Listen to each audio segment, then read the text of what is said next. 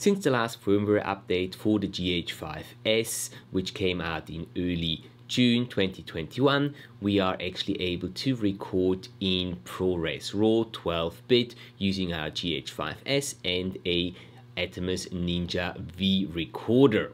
Now in today's video I want to compare the ProRes RAW 12-bit footage to the regular All-Intra 10-bit and 8-bit footage that you can record internally on the GH5S. Coming up.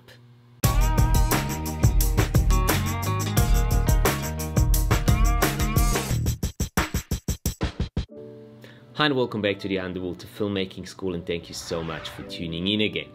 Now in today's video I just want to give you a quick comparison of all the different codecs that we have now on the GH5S, and I want to show you some sample underwater footage that I've recorded in the new ProRes RAW 12-bit codec, as well as in the All-Intra, the 10-bit and the 8-bit codecs that can be recorded directly onto the SD card on your GH5S. The main purpose of the video is just to give you a bit of an idea how these different codecs differ in terms of post-production. So I want to see if I can get the images to look exactly the same in different variations, in different scenarios, in different scenes, and I want to see which of those codecs is easiest to be edited in Final Cut Pro 10, which is the software that I'm using for my post-production. So let's not waste any more time and jump right into the sample footage. Here it comes. So let's start with looking at the unedited clips first. Now I've always recorded an 8-bit, a 10-bit, a All-Intra and a ProRes RAW clip from the same scene, so we have a bit of a comparison there. The only thing that I've done to the ProRes RAW clip was convert it into a Panasonic Vlog profile.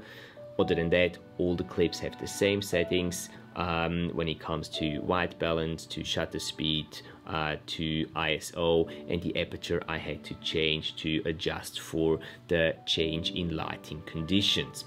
But other than that, they're exactly the same. They look pretty much the same unedited, and also once we have edited them, they look pretty much the same. You can't really tell much of a difference. Now, the way I got about editing and grading these clips, I always used the ProRes RAW clip as my reference. I graded it to an extent that I was happy with, and then I graded or tried to match all the other clips to that ProRes RAW clip. Surprisingly, that worked very, very well, and it was quite an easy process of matching these other clips, the 8-bit, the 10-bit and the All-Intra, to the ProRes RAW. Now obviously with the All-Intra and the 10-bit it was just a little easier because there was more color information in the clip. With the 8-bit it was a little harder, it took just a little extra time to match the clip to the ProRes RAW clip. So from that point of view I don't really see a big benefit in actually filming and recording in ProRes RAW. But there's one scenario that I have actually found that does make a difference to record in ProRes RAW, or that does give you a benefit if you record in ProRes RAW, and that's if you mess up your white balance. Now on all these clips up until now, the white balance was set to 5600 Kelvin.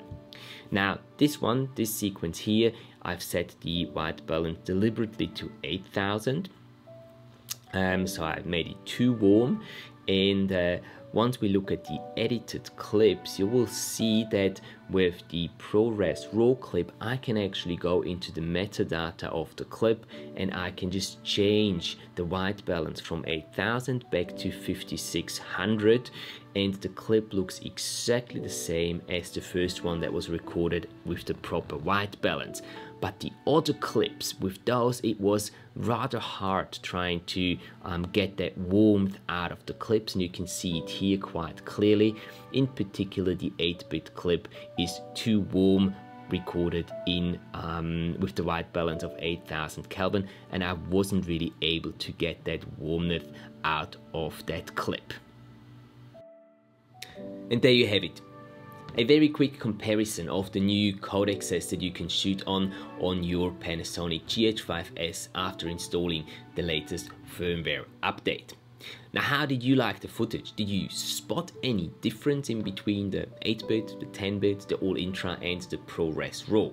For me, it was very difficult to spot a difference, and I don't think that the 8-bit or at least the 10-bit and the All-Intra that they were grading much worse than the ProRes RAW footage in Final Cut Pro 10.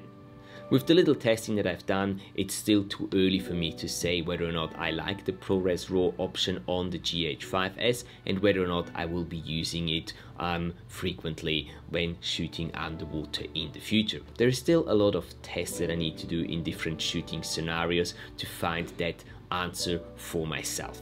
But if you found that answer already for you, let me know down in the comment section below. I'd be very interested to hear your thoughts about the option of shooting in ProRes RAW on the GH5S in the future.